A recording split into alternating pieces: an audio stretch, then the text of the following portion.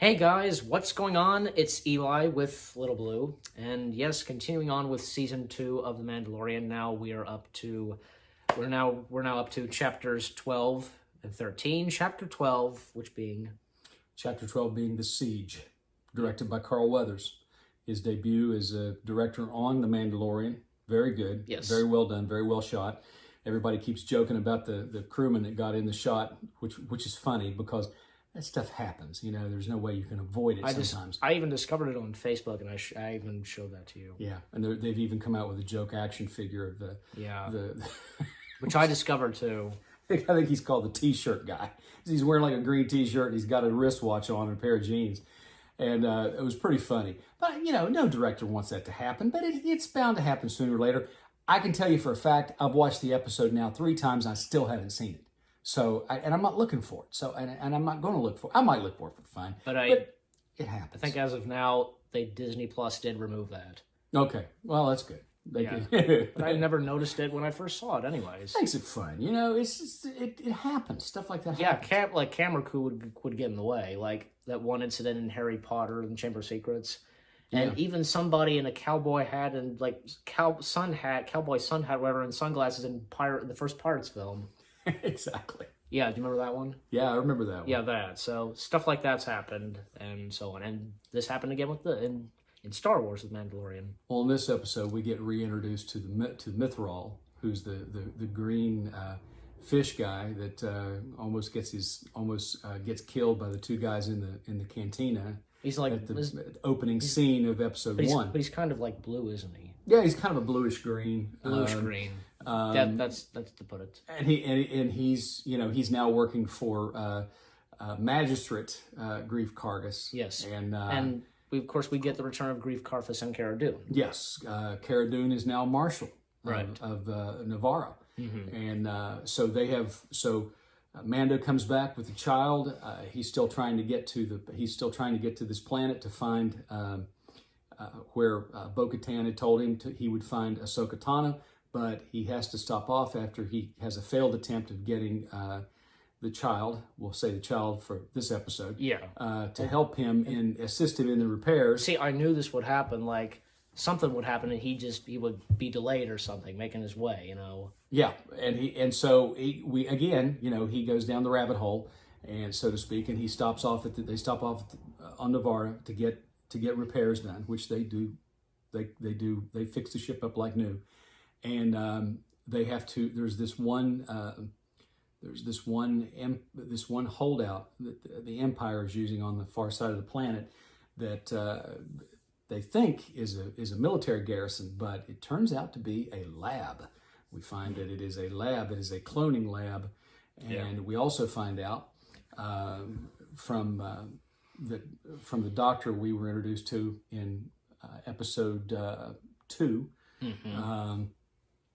And the doctor's name, his name escapes me. Yeah, but you know, Dr. Pershing. Right. Dr. Pershing shows up in a hologram explaining to Moff Gideon that they failed every attempt to try to introduce the child's blood, which has a high M count, and you hear him say that, which is midichlorian count, into these bodies that they've cloned. Clones didn't survive it. So they obviously need more blood from the child. Right. He says in his hologram message to Moff Gideon that he has that they've exhausted every attempt to try every other route other than the blood they need from the child, and they took as much blood as they could from the child at the time, you know, before they would kill it, you know, and they don't want to kill it, obviously. So, so we see that, you know, that they find this lab, they destroy it, but we also see that, you know, they set out their missions. Their mission is accomplished, of course, and we get to see the Razor Crest in action, which was really something to see. He took out about 3 TIE fighters in just a matter of seconds. Yeah. We see that the Razor Crest is a ship. It's a gunship. I mean, it is a force to be reckoned with. That thing can maneuver on a dime. Yeah. Maybe not as well as the Millennium Falcon, but it can come pretty darn close. Oh yes. I saw a debate going on Facebook with the Star Wars fan base about Millennium Falcon versus Starcrest. And I said when I first saw the Millennium Falcon, my reaction, I did not have the same reaction that Luke had.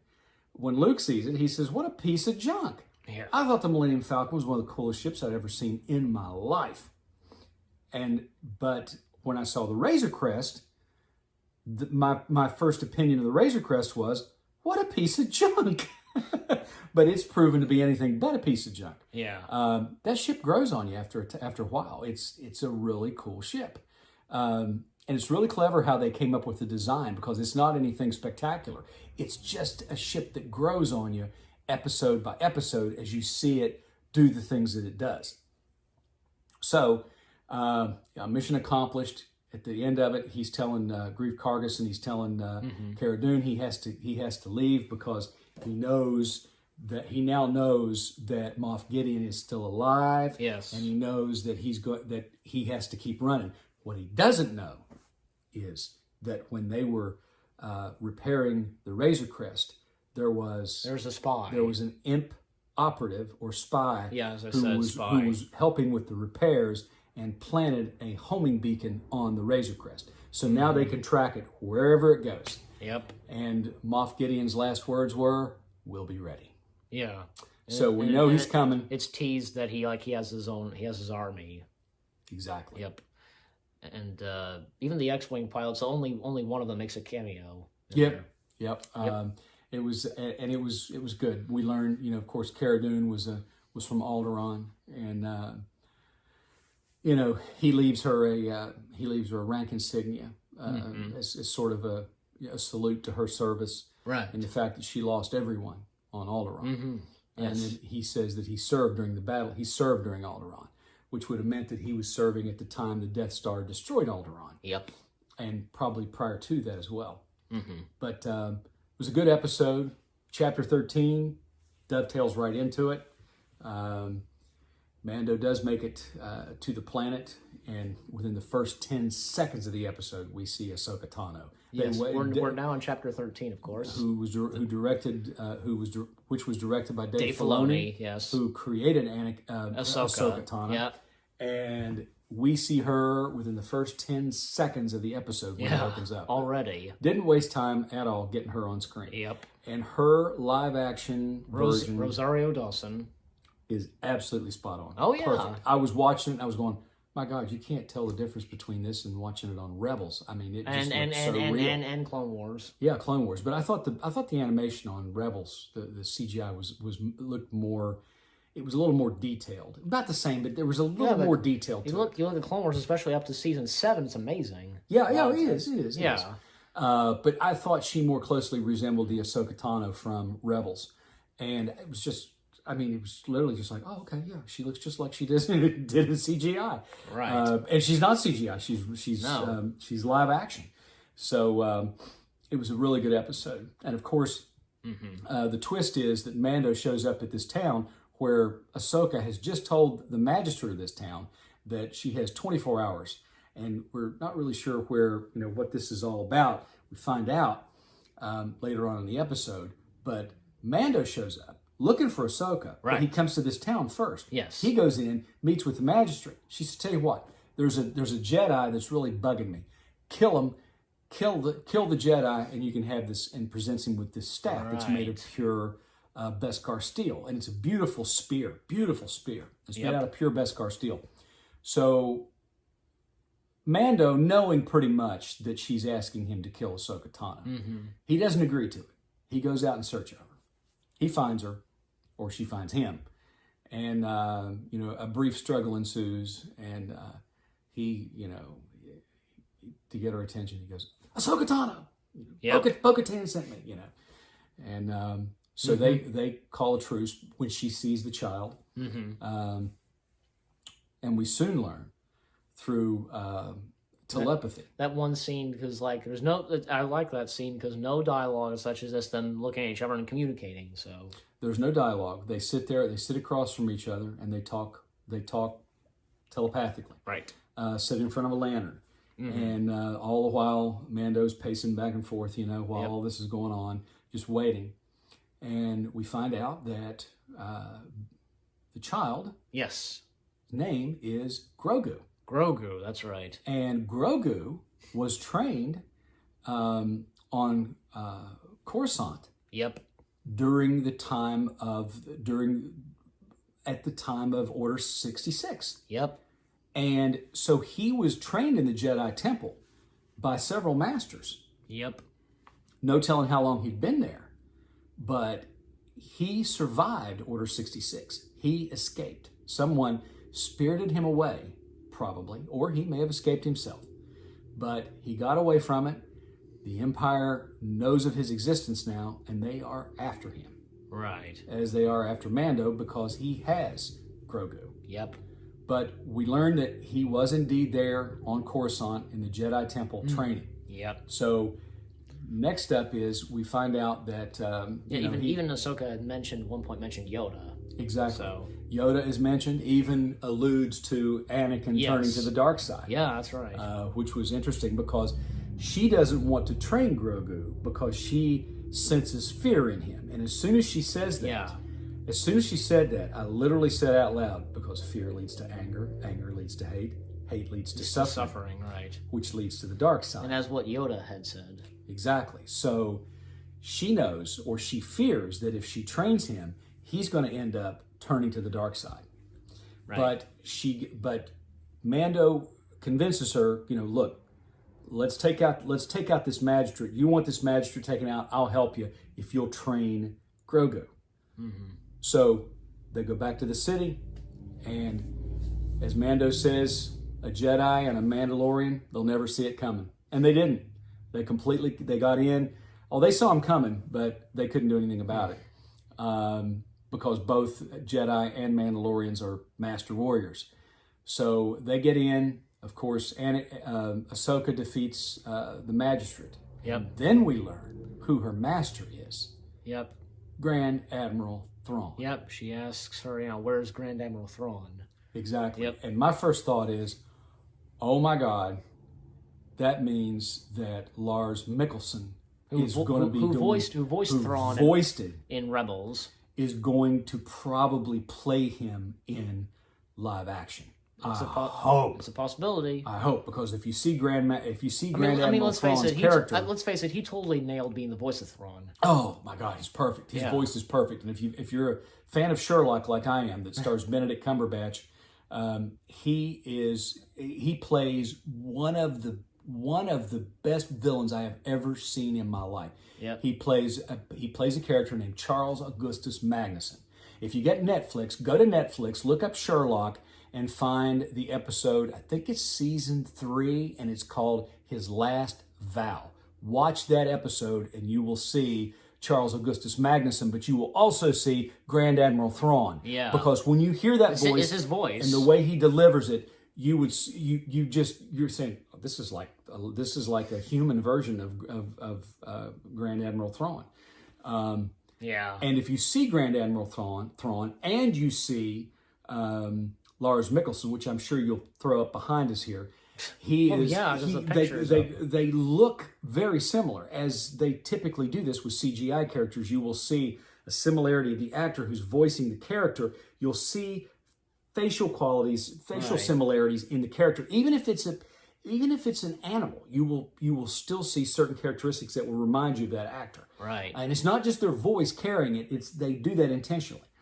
But what we find out that Grand Admiral Thrawn is still alive, which also begs the question: does that mean that also Ezra Bridger is still alive, the Jedi from Rebels? Yeah. All of this could play out. We could end up seeing Ezra Bridger teaming up with Ahsoka to take back the Darksaber from Moff Gideon for Bo-Katan. Yep. Yeah, that sounds like an episode from Rebels. Yeah. So I think we're going to see a lot of interesting things as season 2. We've got 4 episodes left. Yeah. So 3 or 4? We've got 4 episodes. We're halfway through now, right? Yeah. Like chapter 13, but it's also episode 5. So. Yeah. 14, 15, 16. Yeah, we've still got. We're halfway through. Yeah. So we will get through it and we'll see what happens. Yes. But I think it's going to be interesting. Yeah. Even the ending to the Jedi was pretty cool because, Ahsoka saying goodbye to them, and as, the Razor Crest takes off, Ahsoka, she smiles and she walks off, You can see the child, Grogu was communicating with her. He was thanking her, probably thanking her for allowing him to stay with Mando, because she says he is attached to you. He likes you. Grogu likes Mando, wants to stay with him.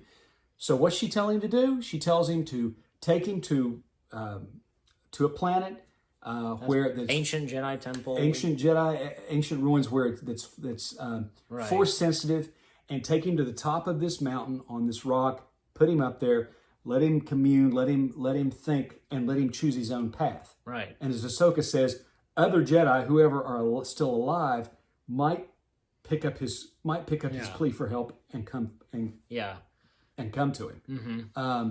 Mando wants to do obviously what's best for the child, but he was his quest. And that's the thing with Ahsoka. She, finding other Jedi, and then because it's established in Rebels that she says I'm no Jedi right before she fights Vader. So right. Well, and the armorer told Mando at the end of season 1, take him to the Jedi. And he says, you want me to take him to enemy sorcerers and, enemies of Mandalore. She says, this is the way. Yeah. Because she knows they're not enemies now. Right. She was the wisest. Yeah. And also, Ahsoka's lightsaber, fighting skills were amazing too, in live action. Fantastic. Yep. They were fantastic. Definitely. The dual lightsabers and the part where she has them up and she deploys one at a time and they it was so cool. Yeah, that happened before in Rebels. She did that when Vader she was about to fight Vader. I was totally intentional too, because Dave Filoni put that in there for a reason, because he knew where she had done that and he wanted that in there again. Oh yeah. And I'm sure there's going to be plenty more of it. Oh yes, but definitely. I'd have to say for chapters 12 and 13, 2 thumbs way up. They're far surpassing anybody's expectations, I think. Yep. I know there's some people out there who aren't really happy with the name Grogu. All I'll say is you'll get over it. I agree. We got over Yoda. We got over Chewbacca. You'll get over it. You'll get used to it, blah, blah, blah. We got over Jabba the Hutt. Yeah. Come on. It's a galaxy far, far away. Yeah. What can you do? We're lucky we can even pronounce their names. So, yep.